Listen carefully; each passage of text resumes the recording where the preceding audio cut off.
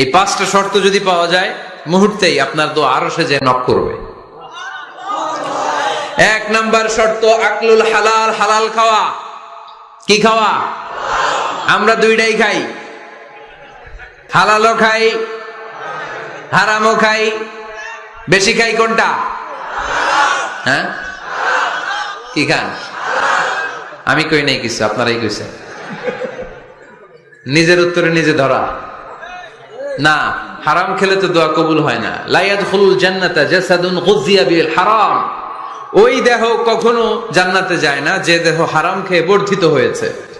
কেন দোয়া কবুল হয় না? মিলিয়ে নেন নিজের জীবনের সাথে, জাস্ট একটু মিলিয়ে নেন, খেয়াল করেন। আকলুল হালাল এক নাম্বার শর্ত। ইউর ইনকাম শুড বি হালাল, ইউর ফুড শুড বি হালাল, ইউর ড্রিঙ্কস শুড বি হালাল, ইউর ফ্ল্যাট শুড বি হালাল, your bank balance should be হালাল। চিল্লায় বলেন ঠিক কিনা? এক লোক কাবার চারপাশে শুধু দোয়া করে।